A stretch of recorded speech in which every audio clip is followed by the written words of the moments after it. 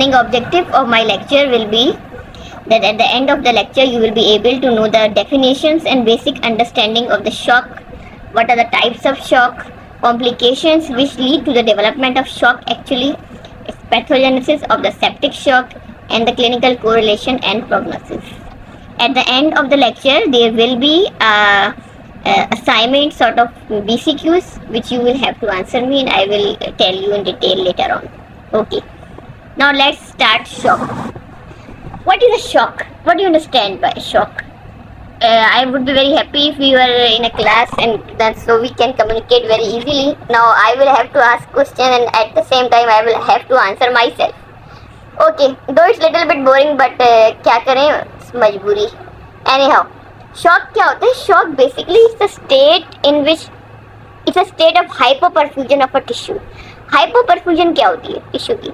Hypoperfusion means there is decreased supply of nutrition and oxygen to the tissue. When it can occur, hypoperfusion की example आप इस तरह ले लें जैसे एक पानी की मशीन होती है, ठीक है, और वो जो है कि एक मेन मशीन होती है और वो लाइंस के थ्रू जो है वो पानी सप्लाई कर रही होती है, ठीक है. उस मशीन आपके और अगर वो आपको पानी देगी then you will able to take it. अब वो कौन कौन सी कंडीशन हो सकती है जिसमें वो आपको पानी कम सप्लाई करेगी? दो कंडीशन हो सकती है, या तो मशीन ख़राब हो जाए या ये कि सब लाइन से मेन लाइन से पानी कम आ रहा हो, ठीक है. दोनों कंडीशन में आपको कम पानी मिलेगा, ठीक है. तो फिर आपने कैसी लाइफ गुजारनी पड़ती है? ऑप्टिमल स्टेज पे आप लाइफ गुजारते हैं, फिर आप लग्जरी नहीं करते. अगर आप लग्जरी कर दी तो वो जब थोड़ा बहुत पानी मिल रहा है वो भी ख़त्म हो जाएगा. You are getting my point. Shock is basically a state of hypoperfusion of the tissue. अगर शॉक में है पेशेंट तो आप वो फिर ऑप्टिमल लेवल पे काम करेगा, ठीक है. लेकिन इसमें कोई लग्जरियस मीन्स के आप एक शॉक की कंडीशन में पेशेंट को जो है वो चला दें, दौड़ा दें, तो क्या होगा? वो उसको एग्जॉस्ट हो जाएगा, right. Basically I hope now you understand what is the meaning of perfusion. Perfusion is basically supply of oxygen and nutrition to the tissue, ठीक है, resulting in a cellular hypoxia. Hypoxia क्या होता है? Hypoxia is basically decreased oxygen supply to the tissue, ठीक है.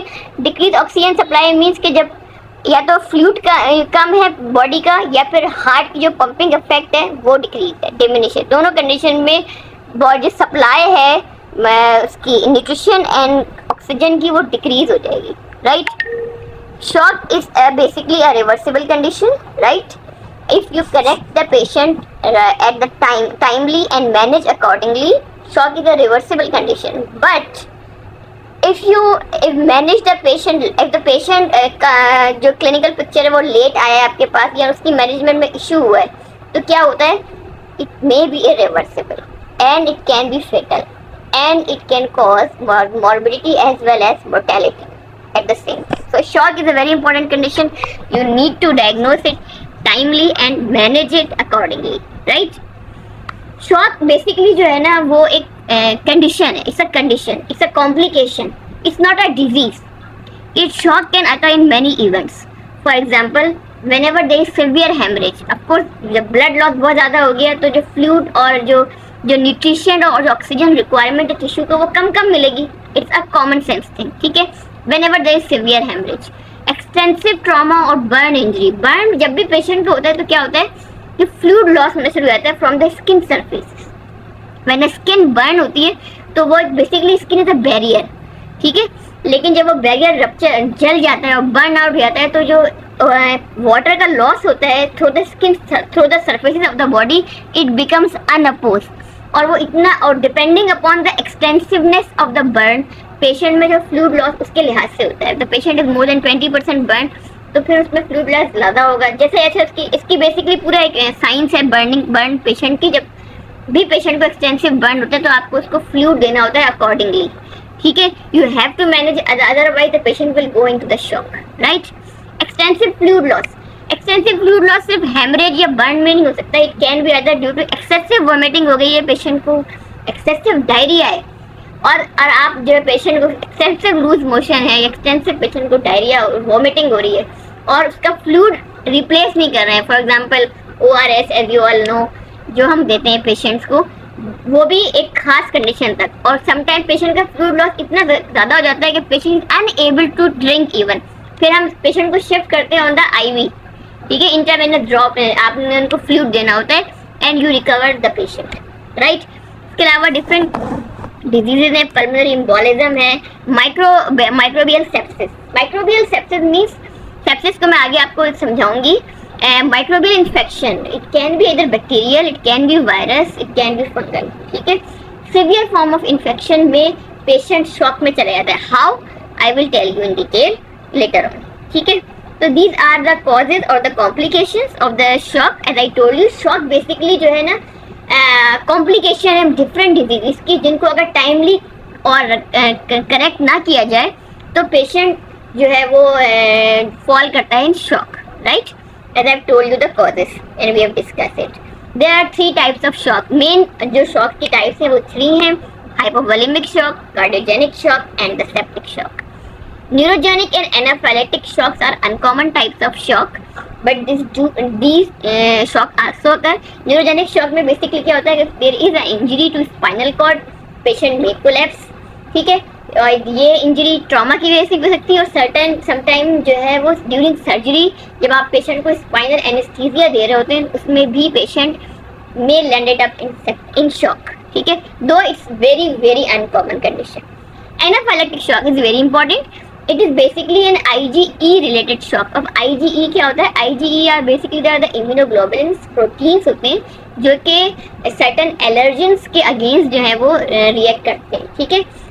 IgE के जो levels होते हैं वो पेशेंट जिनको एलर्जिक सिम्टम्स होते हैं, फॉर एग्जाम्पल एस्थमेटिक पेशेंट, ठीक है, तो उसमें IgE लेवल्स रेज हो जाते हैं। जब भी IgE लेवल्स रेज होते हैं तो वो क्या कर देता है बेसिकली, वो it cause profound vasodilation of the body. Entire body में अगर वेसोडाइलेशन हो जाए तो मीन्स क्या होता है, वेसल्स डायलेट हो जाती है तो ब्लड प्रेशर बॉडी के अचानक से ड्रॉप कर जाता है, राइट। जब भी ब्लड प्रेशर ड्रॉप करेगा तो patient comes into the state of shock, right. Anaphylactic shock is common as compared to neurogenic shock because we have lots of asthmatic patient and the allergic patient. At the same time anaphylactic shock हो सकता है किसी भी drug के against resistant की certain antibiotic जब हम देते हैं, when you will go in the ward you will see patient को पहले क्या दिया जाता है, टेस्ट डोज दी जाती है।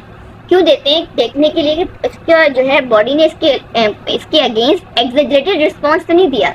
अगर एग्जेजरेटेड रिस्पॉन्स दिया, कैसे पता चलता है? आप थोड़ा सा जो है वो इंजेक्शन लगाते हैं उसकी अंडर द स्किन और एक दायरा बना देते हैं, एक सर्कल बना देते हैं और 5 मिनट बाद देखते हैं कि उस जो इंजेक्शन के अराउंड कोई चेंजेस, मतलब रेडनेस हो गई है या वो पेन कर रहा है, तो फिर आप वो एंटीबायोटिक नहीं देते। अगर कोई सिम्टम नहीं है then you put that antibiotic, ठीक है। तो अदरवाइज क्या होता है, certain antibiotic, certain drugs can also cause patient की जो बॉडी है उसके अगेंस्ट जो है वो हाइपर सेंसिटिविटी रिएक्शन कर देता है, which can also result in anaphylactic shock, ठीक है।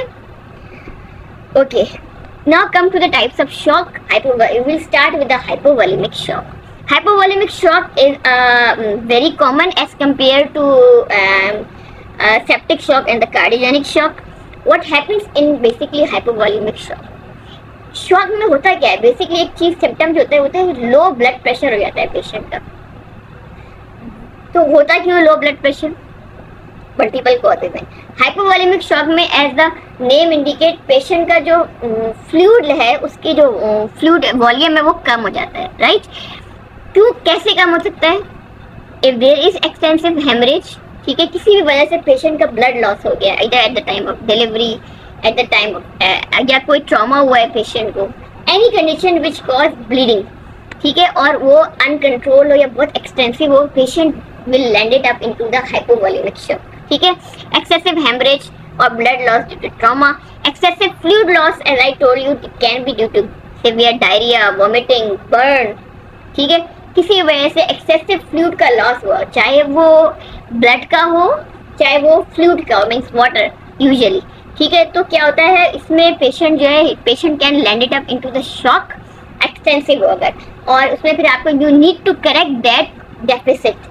अगर वो ब्लड का लॉस है तो you will have to replace it by blood, अगर फ्लूइड लॉस है तो then you will have to replace it by fluid, ठीक है।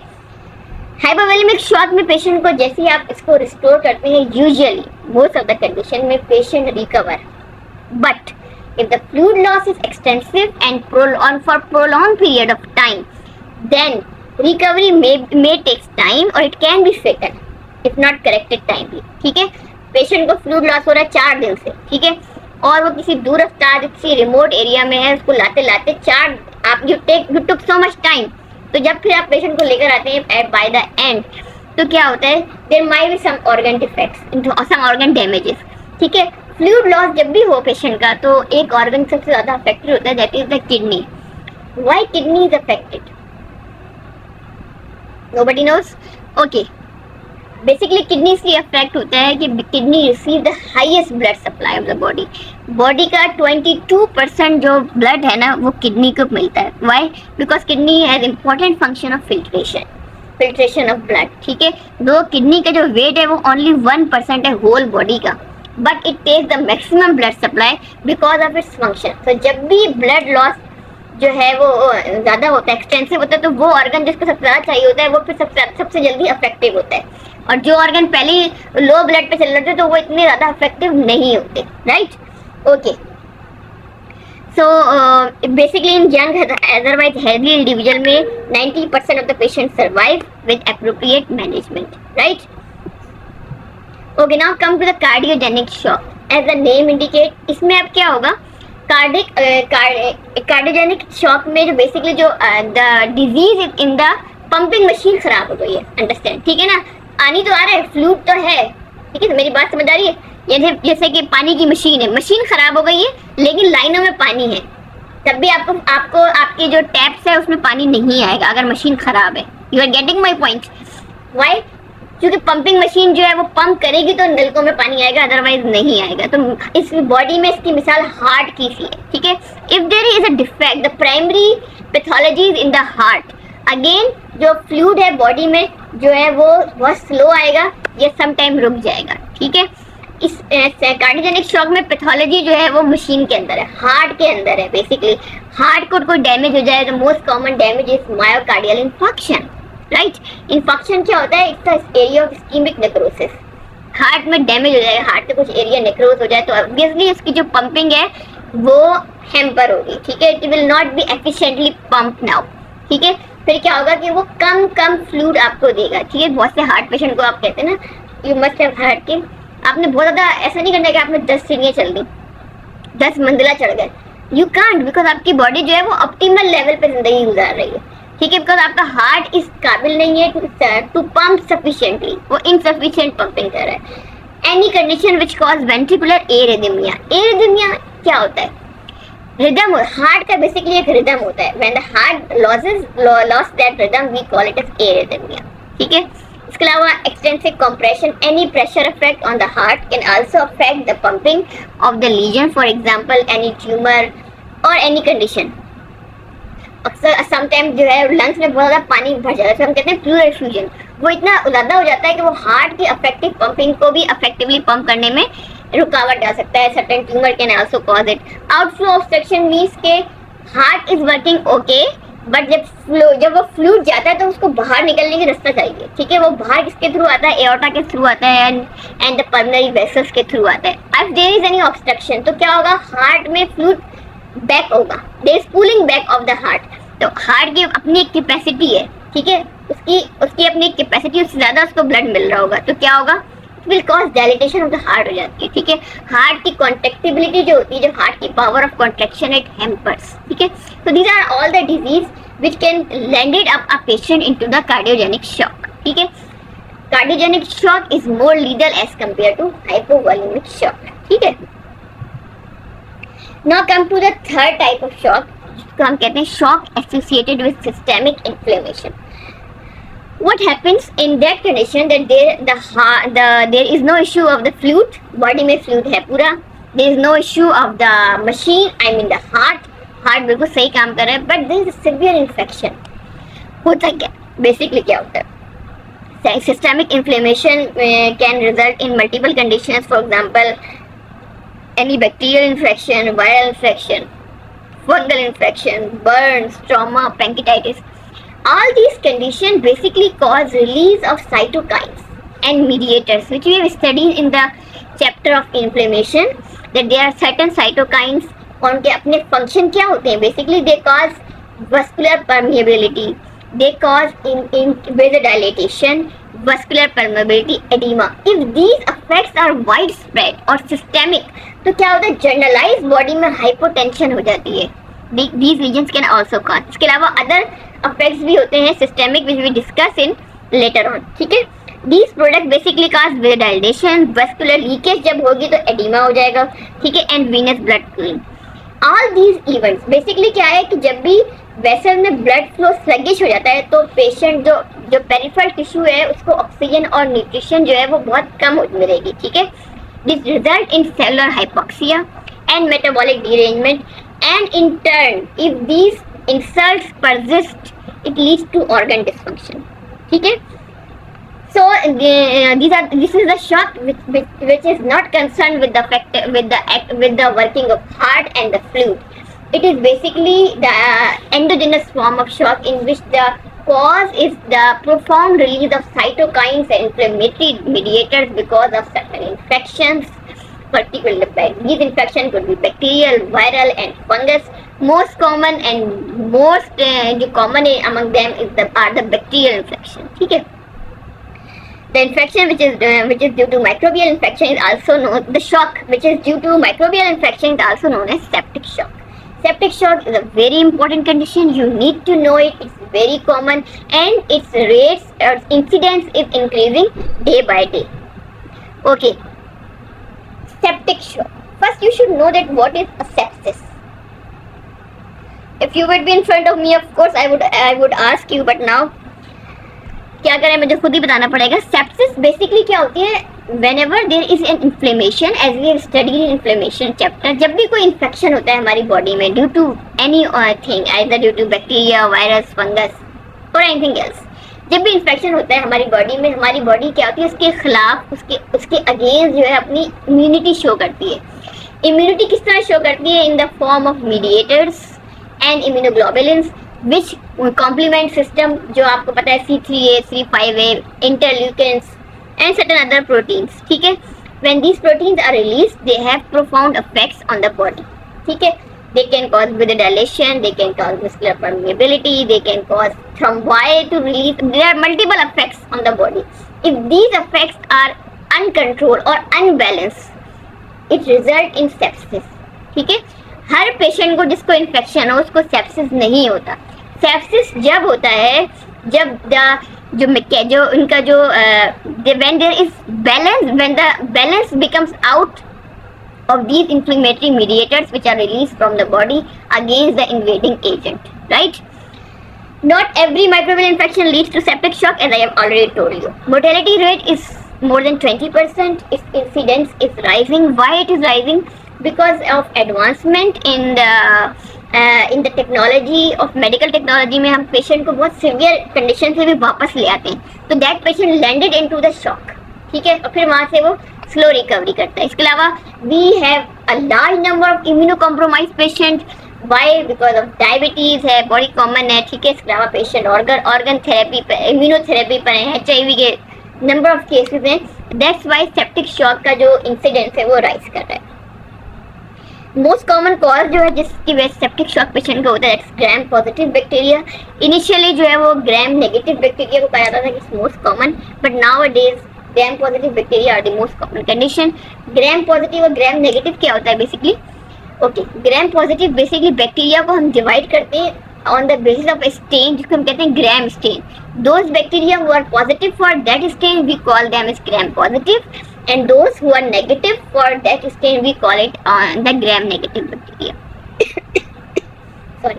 ठीक है. on the basis of their staining basically हमने बैक्टीरिया को क्लासिफाई किया हुआ है. ठीक है. it's a broad classification. Okay.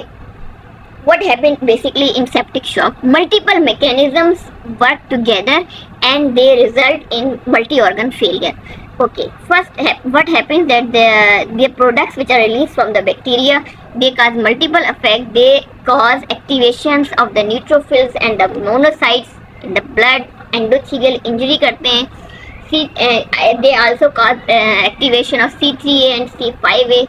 multiple effects जो हैं जब रिलीज होते हैं. फॉर एग्जांपल जब एंडोथेलियम एक्टिवेट होती है तो it cause release of interleukin 6, 8, nitrogen oxide, platelet activating factor PF जिसे हम कहते हैं, and reactive species, which all in combination cause vasodilation, means there is dilatation of the blood vessel. जब भी वेसल डायलेट होगी तो पेशेंट हाइपोटेंशन में जाएगा. ठीक है. Increase permeability of the vessel जब भी होगा पेशेंट को एडिमा होगा. राइट. एंड जब ये सारी कंडीशन होगी तो there will be decrease perfusion of the tissue. ठीक है. जब decrease perfusion of the tissue for a long period of time होगी, it will lead to the organ failure. ठीक है. इसके अलावा और क्या इफेक्ट्स हैं अदर देन दिस, जो आपके सेंटर में है इस पिक्चर में, साइड पे क्या हो रहा है बेसिकली C3A, C5A और फैक्टर 12 जो है दे रिलीज प्रोकोगुलेंट्स. प्रोकोगुलेंट्स क्या होता है? कोगुलेशन क्या होती है? जब भी कोई इंजरी हो बॉडी में तो हमारी बॉडी ब्लड निकलता है तो वो रुक जाता है माइनर इंजरी में. ठीक है. Some in case of sepsis और inflammation these products are also release. और अभी पेशेंट को कोई ट्रॉमा नहीं हो रहा है. ठीक है ना. लेकिन क्या होता है ये प्रोडक्ट्स रिलीज हो रही होती हैं तो व्हाट दे डू, अब जब ये रिलीज होंगी तो कहाँ जाएंगी? ट्रॉमा तो है ही नहीं कोई. ये वेसल्स के अंदर जो है ना थ्रोम्बाई बनाना शुरू कर देती है. इसको हम कहते हैं, और इसकी जो एडवांस फॉर्म होती है इसको कहते हैं DIC और डिसेमिनेटेड इंट्रावस्कुलर थ्रोम्बोसिस. ठीक है. DIC is a clinical emergency. इसमें पेशेंट में क्या होता है वाइड पूरी बॉडी में जो है ना माइक्रो थ्रोम्बाई बनना शुरू हो जाते हैं. जहाँ जहाँ थ्रोम्बाई बनेंगे तो वो अपने आगे के जिस एरिया को सप्लाई करेंगे उसकी सप्लाई जो है वो मुनक़ता हो जाएगी या स्टॉप हो जाएगी. ठीक है. तो वो ऑर्गन या वो टिश्यू जो है वो फिर नेक्रोसिस होना शुरू हो जाएगी उनमें. इसको ऑक्सीजन नहीं मिलेगी, ischaemia and there will be the death of that tissue as well. ठीक है. तो ये एक तो ये जो है इसका एक साइड इफेक्ट है. एक हमने पढ़ा vasodilation हुआ, दूसरा ये कि माइक्रोवेस्कुलर थ्रोम्बोसिस हो गया. तीसरा जो होता है कि जब ट्यूमर TNF, इंटरल्यूकिन 1 और HMGB1 and other cytokine release होते हैं, दे कॉज फीवर डिमिनिश. जब फीवर होता है इसके अलावा जो है वो वेट डायलेटेशन की वजह से ही मायोकार्डियल जो कॉन्टेक्टिबिलिटी की, अब फ्लूइड भी बहुत हल्के हल्के हार्ट पे आ रहा है तो हार्ट की कॉन्टेक्टिबिलिटी जो होती है वो अफेक्ट होती है. ठीक है ना. जैसे ऐसे ही ना, ऐसे अगर मशीन आप खोलें और लाइनों में पानी ना हो तो मशीन तेज काम करती है, खींचने की कोशिश करती है कि पानी आ जाए थोड़ा बहुत भी. ठीक है. इसी तरह हार्ट भी जो है वो हाइपर एक्टिव हो जाता है.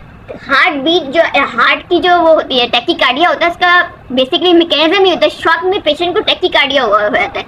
हार्ट तेज तेज पंप करता है कि थोड़ा बहुत फ्लूइड है वो भी आए जल्दी जल्दी. ठीक है.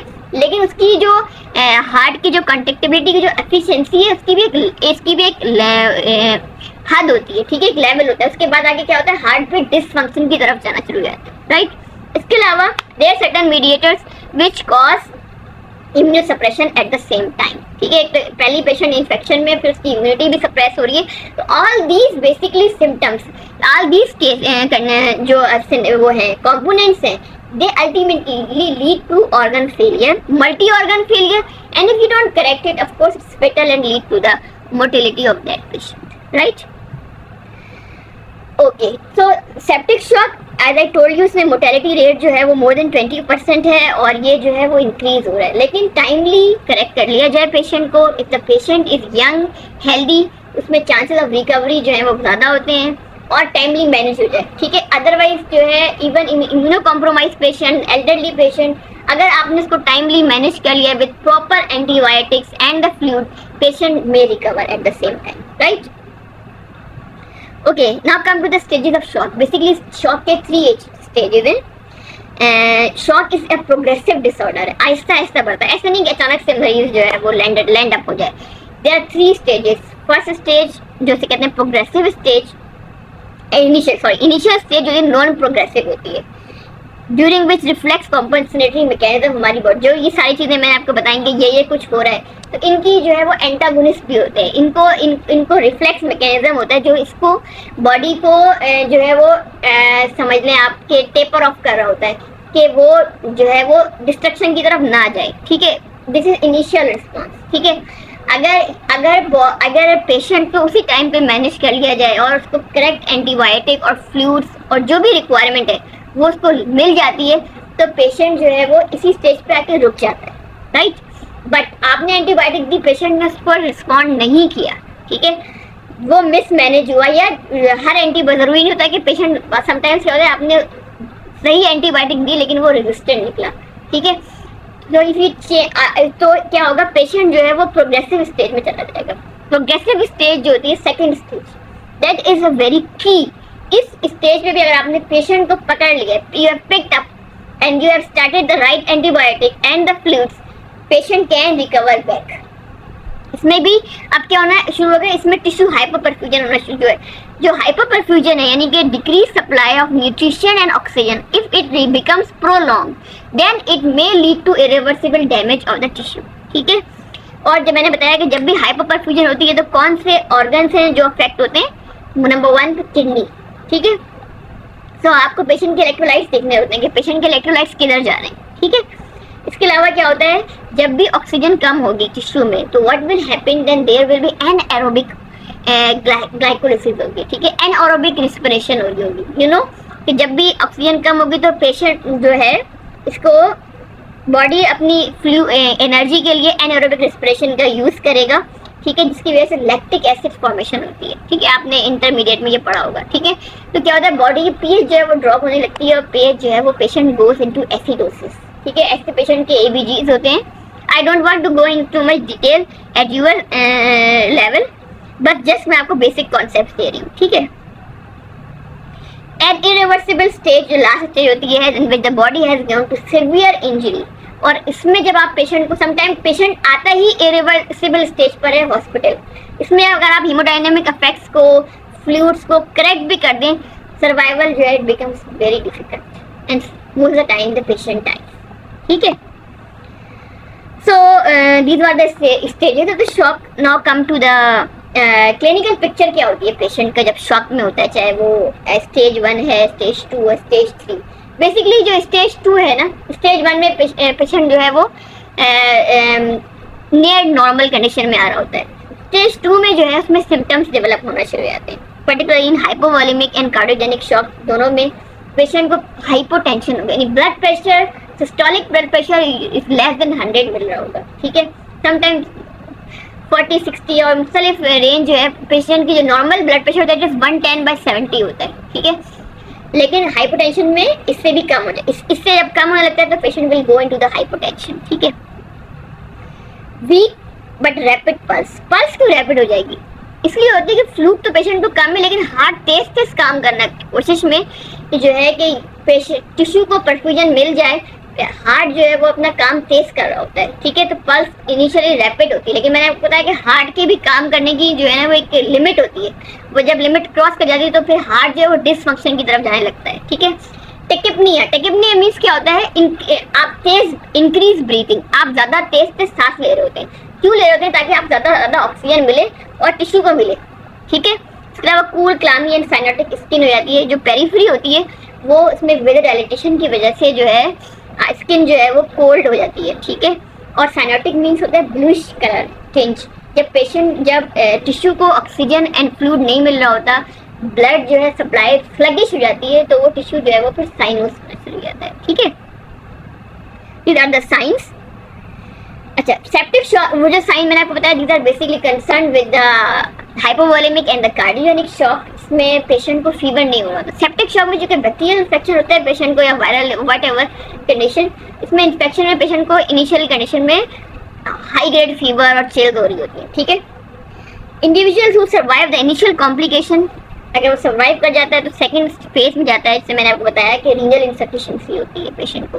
एंड आई टोल्ड यू कि सबसे ज़्यादा फ्लूइड जो है वो, जो ब्लड है वो सप्लाई किडनी को हो रही होती है, तो जैसे ही वो हैम्पर होती है सप्लाई, सबसे ज़्यादा पहला ऑर्गन जो अफेक्ट होता है दैट इज द रीनल। इसके अलावा मैंने आई टोल्ड यू कि सर्टेन कोगुलेटिव जो मैकेनिज्म है वो एक्टिवेट हो जाते हैं, और अगर ये एक्टिवेट हो जाए तो they lead to the DIC और disseminated intravascular coagulation, further damage the tissue और कॉम्प्लिकेट कर देता है shock. Right, now come to the morphology of the shock. Morphology means क्या होता है, मॉर्फोलॉजी दो तरह की होती है my dear students, 2 types. One कि आप ग्रॉसली एक ऑर्गन कैसा नजर आता है, और सेकंड होता है कि माइक्रोस्कोपी पे वो कैसा नजर आ रहा है आफ्टर दैट कंडीशन। शॉक में जो बेसिकली इंजरी होती है that is the hypoxic injury. Hypoxic injury of the tissue and organ. Hypoxic means कि decrease oxygen supply of that particular tissue or organ. ठीक है, changes जो the most common organs which are affected in case of shock are the brain, heart, lung, kidney, adrenals, and GIT. We don't need to go into my detail, but I will just explain you. I will just give you an outline. ठीक है. Adrenal glands जो होते हैं वो stress hormone basically release कर रहे होते हैं, तो उनमें सबसे उनमें भी दे आर अफेक्टेड. और उनके जो कॉर्टिकल सेल्स होते हैं उनमें लिपिड जो है वो डिप्लीशन हो जाती है. अगर पेशेंट डाइड ऑफ शॉक और आप उसका पोस्टमार्टम करें और उसके एड्रिनल ग्लैंड्स की माइक्रोस्कोपी के लिए भेजे पैथोलॉजिस्ट को, दैट ही और शी विल कंफर्म यू कि इसमें लिपिड डिप्लीशन हुई है. That's a sign of shock. इसके अलावा किडनी जो है, I told you, most commonly affected. तो किडनी में क्या होता है, एक्यूट ट्यूबुलर नेक्रोसिस हो जाता है. किडनी में आपको पता है दो कंपोनेंट्स होते हैं, नेफ्रॉन्स होते हैं, ट्यूब्यूल्स होते हैं. तो जो जब एक्यूट डैमेज होता है, व्हेनेवर देयर इज शॉक और तो एक्यूट रीनल फेलियर, उसमें क्या होता है, पेशेंट के जो ट्यूब्यूल्स होते हैं इनमें नेक्रोसिस हो जाती है. ठीक है.